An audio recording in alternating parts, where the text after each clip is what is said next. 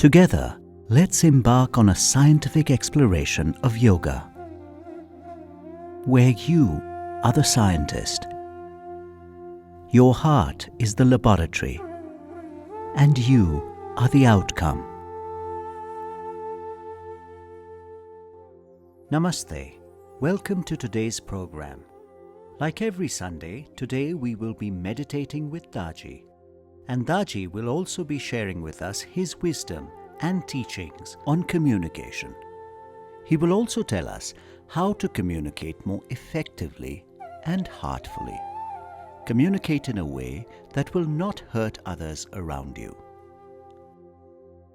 So let's join Daji on this exploration of heartful communication.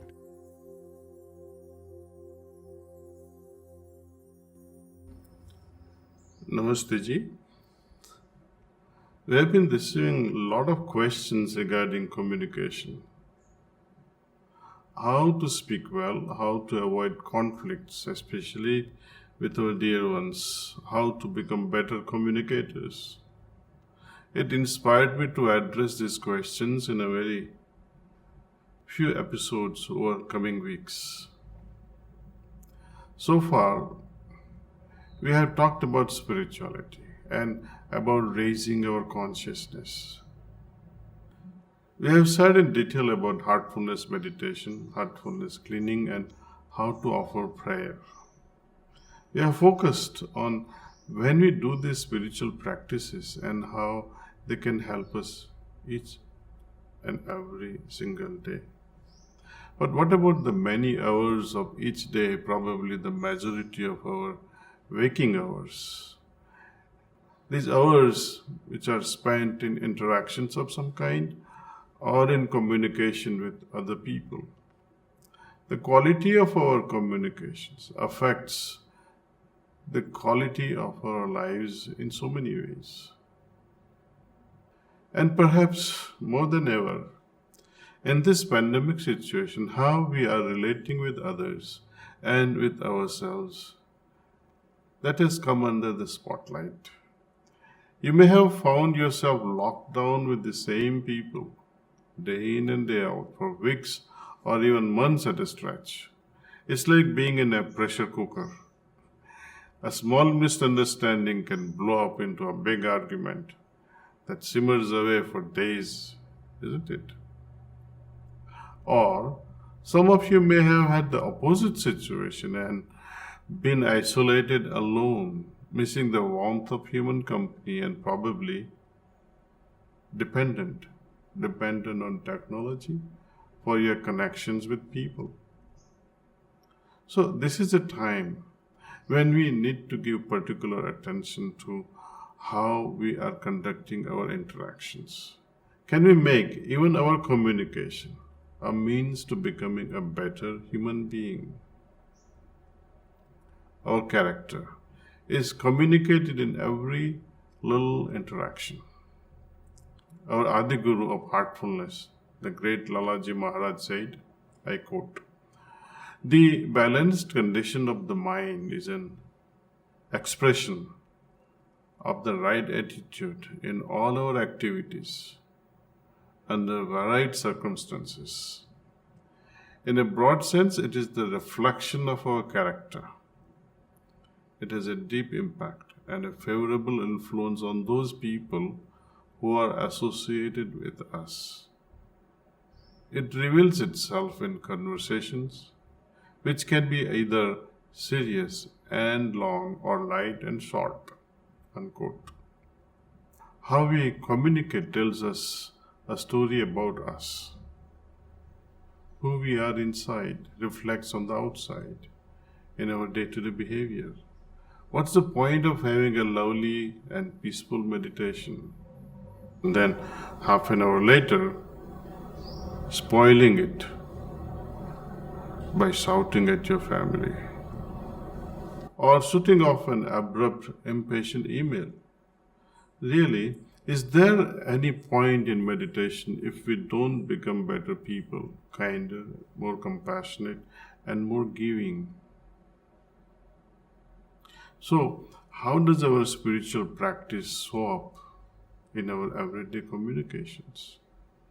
When we meditate, we get in touch with our inner self. We are immersed in a lighter, finer, and more peaceful vibration. If we are able to keep hold of that calm condition and remain centered in our hearts, our interactions will also be calmer and poised. The foundation of heartful communication is this awareness of inner meditative state or our inner meditative condition, where there can be balance, natural poise, open-hearted attitude resulting from our meditation, which is supported by pranam. There can only be joyfulness and happiness. We try to carry this calm condition into our daily interactions. To help us do this, it is good to pause after every meditation. I can carefully make a note of how I am feeling and then let this meditative state be infused throughout my system and subtle bodies. When we are in a state of peace, so many of our worries dissolve and we simply don't feel like barking at anyone. Lalaji Maharaj said that when we are in relationship with the current of reality, only those words will be flowing during our conversations which are intended and are just right. And here is a rather similar idea from Dr. Marshall Rosenberg. He was the founder of a process called non-violent communication, which is woven with our heartfulness practices into these heartful connections. He said, I quote, I believe that when we are really connected with that divinity within each other and ourselves, we enjoy contributing to one another's well-being more than anything else. Unquote. It's this inner, joyful connection with our hearts through a sincere meditative practice that can become a basis for wanting to contribute to the happiness of others. We smile more. Smiling is very much part of heartfulness communication. Smiling has so many benefits. It relieves stress, it releases natural painkillers and mood boosters. It strengthens our immune system, and smiling is contagious. It's a super virus. Smile boosts our immune system. Anyway, you might have seen that wonderful YouTube video of a guy on Paris metro who starts to laugh, and in no time at all, the entire carriage of passengers are rocking with laughter. It's called Metro Bodhisattva, if you want to look it up on YouTube. Anyway, many of us don't think so much about the effect of our inner condition has on all our interactions.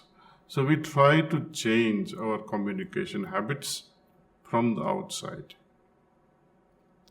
Like trying to be more patient with our kids or not speaking rudely to someone who is irritating us. Our efforts will bear fruit on some days, and then there are times when things just spin out of control and we go back to the earlier patterns and habits. Is this familiar? So even with the best of intentions, there are times when we simply mess it up. Communication is like letting ourselves out. So what is within me, it will eventually for sure come out, just as the honey that the bees produce. It's colored and flavored by the particular flowers from which they have gathered this nectar. In Scotland, the beekeepers take their hives and put them in the heather that blooms on the hills in the month of August.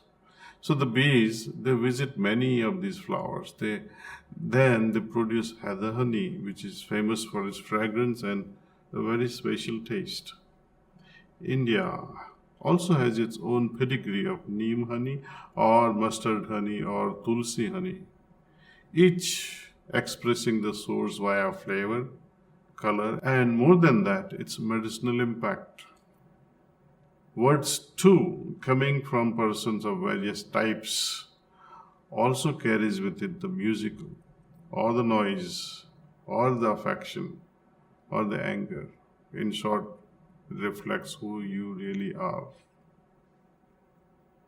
So, if we immerse ourselves in the fragrance of pranahuti, this yogic transmission that we receive during meditation, then over a period of time, this will likewise sweeten our way of being with each other and how we live in this world. We will imbibe the inner condition and it will permeate our interactions more and more. Inner communion in deep meditative states affects our inner communication with ourselves, how we think and feel inside, our way of thinking and relating to others and ourselves. Then emerges as heart centered outer communication in our interactions with everyone. Eventually, this can become harmonious, relating like an outer communion where there is a subtle flow of mutual understanding between myself and another. Have you ever watched an old couple who have been happily married for several decades? I remember seeing this one day while I was strolling around a park in New York when I used to live there. This couple didn't say a word, but I observed how they companionably shared a picnic lunch near the lake, gazing in peace over the lovely surroundings, and after a while they left in a state of contentment, hand in hand. That is what harmonious living brings. I would like to suggest that this week we do a little experiment. Observe how is your inner state when you are interacting with someone where things go well. Like over a coffee with a friend or a colleague, or at home with your partner or children. Note your condition when the communication is harmonious. How are you feeling inside? And importantly, how are you expressing yourself? And what is the quality of your listening at that time?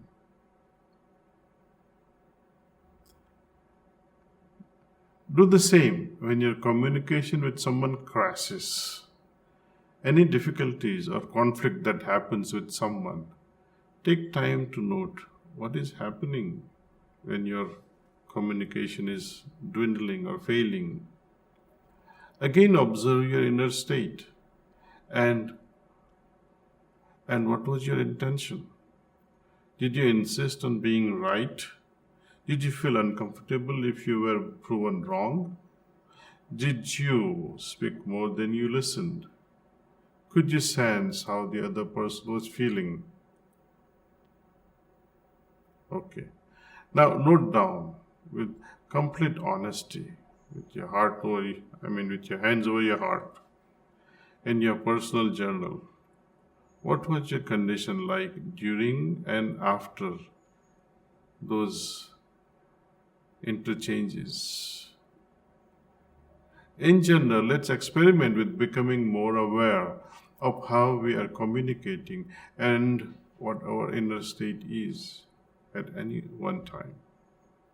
We can't change something unless we first become aware of what we are trying to change. And in our next sessions, we will explore more about listening and speaking heartfully and how our natural interconnectedness with each other can support our journey in this life.